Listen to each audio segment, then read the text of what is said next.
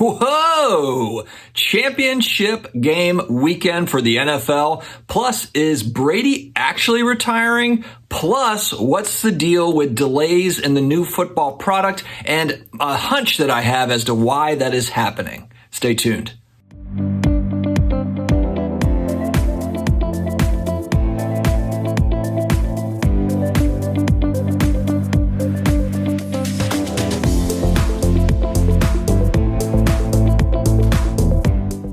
Hello to all my sports card collectors, investors, all of the collectibles friends out there. How the heck is everybody doing? It is Sunday. We've got the last weekend of NFL football before the Super Bowl. I'm about to shed a tear. Football season and really just kind of that fall time of year is really my favorite. And so, yeah, it kind of stinks. You know, we're kind of moving to the end of football season. I'm not really a baseball guy, and I know that they're, locked out or striking or whatever. But, so I don't have anything to look forward to there. We've got the back half of the NBA, which I guess, let's go. But just the NBA up to this point, it's just gotten to a point where they don't play. Like half the guys just sit and, they're resting, getting ready for the postseason or whatever. So I'm ready to get into some NBA, but it'll probably be leading up to the playoffs where I actually do care. But we're not talking about that today. We are talking about football.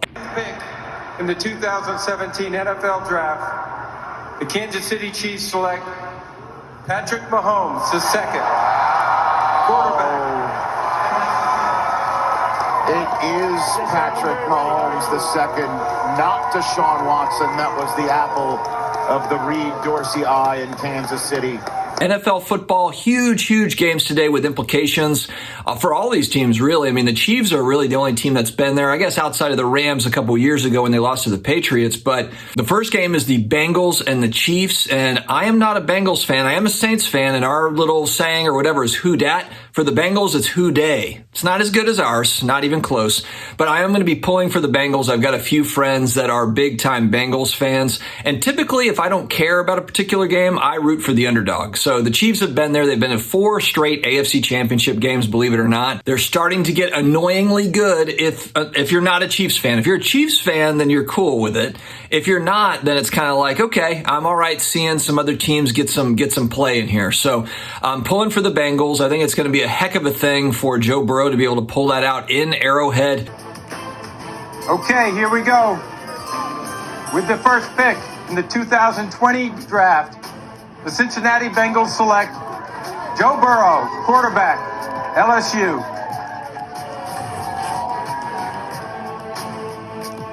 And there you see Joe with mom and dad, and you have to wonder what's going through his mind right now. Remember, when he entered the transfer portal, he said one more time he wanted to go to Nebraska, and Scott Frost, the coach, said, is he better than what we got? The answer is yes. With the Chiefs coming in with a full head of steam, Patrick Mahomes doing all his stuff, and Tyreek Hill doing what he does, along with Kelsey. I think it's going to be a tough matchup. However, I do think that the Bengals have a shot. And part of that is because I just watched Joe Burrow take 9 sacks last week against the Titans and pull out a victory. I don't know how, but he did. And so this is a cool game to watch because Josh Allen, in my opinion, doesn't have that same aura, or he hadn't until this year. This is the first year where I watched the last week with Josh Allen playing at a very, very high level in the playoffs. And I was impressed. I came away with it like the Bills are legit moving forward. But in years past, Josh Allen has kind of done some weird things, made mistakes. He played his heart out last week, really deserved to win. So I think the future is bright for Josh Allen and those guys. But Joe Burrow is kind of one of these guys. He's got that it factor. Tied, can't find anyone. And now he fires downfield to Jamar Chase. He's got it. Wow. Takes it all the way for a Bengals touchdown. 70 yards from Burrow to Chase.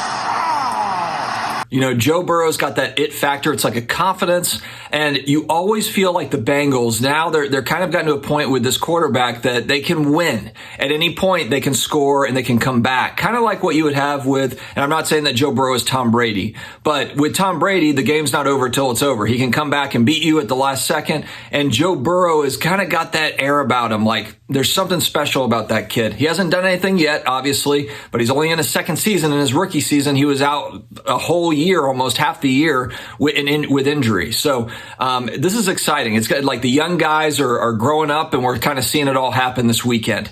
The second game, Rams 49ers. The 49ers have really kind of owned Sean McVay's Rams. And so this one's going to be interesting to see if McVay can just kind of get over the hump and beat these guys. The Saints did not get into the playoffs because the Rams blew a 17-0 lead in week 18 to the 49ers, lost the game, and now they have to face the 49ers in the NFC Championship game instead of my New Orleans Saints. And luckily, they're playing the 49ers and not the Saints, because we all know how that would work out. Okay. Trevor Siemian, Super Bowl, Taysom Hill, Super Bowl. All right, so we'll see how these games play out. We'll check back over this course of the week and see who we've got playing in the Super Bowl. Speaking of Super Bowls, Tom Brady. All these reports that he is retiring, but not from him yet. And so that's kind of an interesting one. And then I saw a report here now that says Tom Brady informed the Bucs that he hasn't made up his mind. So is this just that everybody was trying to get to the headline first? And it kind of feels like that. It kind of feels like the news, they got a little bit of a something, they got a sniff of something, and they went ahead and reported on it without having anything substantial from the Tom Brady camp. I actually think he's not retiring. I think he's going to come back for one more year. Him and Gronk, they're going to come back for one more season. And actually now, is this like bulletin board material for Tom Brady? Now that, like, the media is like, oh, thank you, Tom, for your time. Thank you very much for all you've done. And now he's like, I'm not done yet. I feel like that's what's happening here. Now, Tom Brady, this is like a reverse psychology thing. He's in his house, like, just, stomping around like, they can't tell me when to retire. Giselle, I'm playing one more year. And she's like, man. So that's going to be my prediction. I think Tom Brady's going to play one more year with Gronk. They're going to try to get one more Super Bowl out of this thing. He'll be 45, which is a nice round number, to retire at. And I'm sticking with that. Also, it pushes his records out. There's only one guy that has a shot at taking over the touchdowns and the passing yardage type records, and it's Aaron Rodgers. He's the only guy within striking distance right now. Now, I know you're going to say, like, Patrick Mahomes and Herbert and all these guys. Yeah. But they're like 12, 13, 14, 15 years away from even sniffing these records.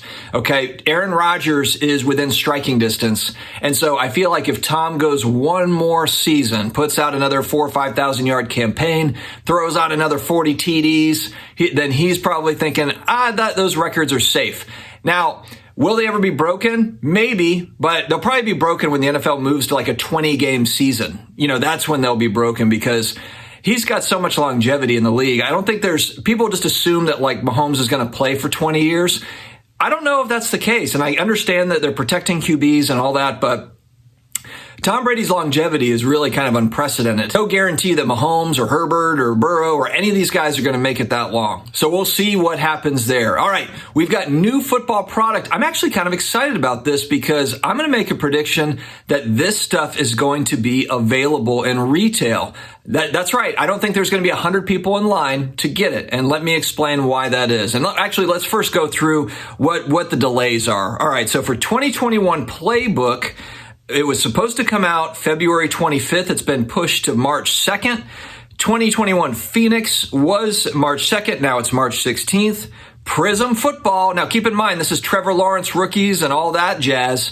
Jamar Chase, all those goodies that we're waiting on. That's the Prizm is supposed to be 3/16. They're moving that to April 6th. As of now, Obsidian, April 6th to April 20th, and Select going from March 16th to May 11th. Now, I want to tackle Select first. And actually, let me just say, for Playbook and Phoenix and Obsidian, yes, those are cool products, but the ones here that people are really after are Prizm and Select. And so I think that the reason why Select is being pushed back almost 2 months is because they are going to print this thing like it's their job. Oh, I guess it is their job.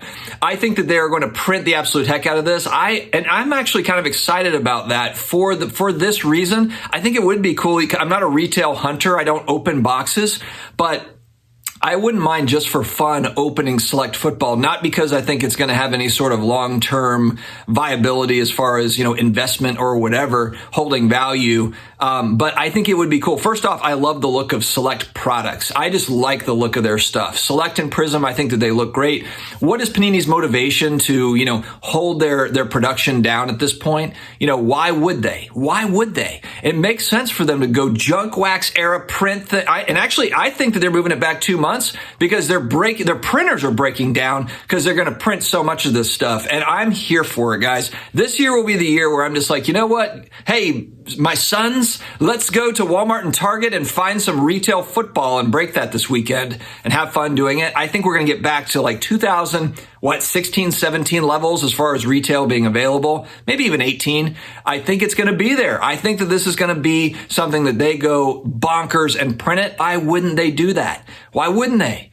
And let's face it, we buy, sell cards. We try to find little, the arbitrage here and this and that and whatever. But the reality is the manufacturer is in business to make money. They're not in business because they're trying to appease a certain segment. They're in business because they have a product that is in demand and they have to meet that demand. And in years past, they haven't really met that demand. And then the secondary market prices go way up. They don't get any piece of the secondary market pie. I know a lot of you are going to say, well, that's selfish of them. No, it's a business. It's a business. They're not a charity. It's not a nonprofit. So if they print it until the printer breaks and it's available there, it's their prerogative to do so. And especially now with the licenses changing over here in the next few years, why wouldn't they do that? And I'm totally fine with that. It'll be available. And yeah, it won't be available to flip, but who cares? So Select Football will actually come out after this year's NFL draft. So, and that's going to be, Trevor Lawrence rookies, Justin Fields rookies, Jamar Chase rookies are going to be coming out, when the new draftees have already been drafted. I think that's just kind of funny how far behind they are. And I understand you're probably thinking like, okay, supply chain issues and that, but think about the number of parallels that they're going to have in this set. It's just like with the basketball set. There is going to be a tremendous amount of parallels in that Select Football set. And frankly, the Prizm's going to have their fair share as well. So it probably, I would assume like, okay, yeah, it's supply chain, but it's also, I'm sure the manufacturing plant is like, hold on a second. We have to print 100 different parallels with all the different colors and all the different blah, blah, blah, whatever. Yeah, it's going to take a little bit longer. I think that's got to be part of it. Guys, what do you think about the football card releases? Are you planning to get in on any of it? And I'm talking more like retail, hobby boxes, if they're $500 or $1,000 or whatever, that's outside of most people's price range. But will you be looking for that retail stuff more so this year than maybe you have over the last couple years just because it hasn't been there? Do you think it's going to be widely available, or do you still think that people are going to get in there and get it? I would like to hear your thoughts in the comments below. Have an amazing football Sunday. Stay healthy, stay awesome, and I will talk to you again later.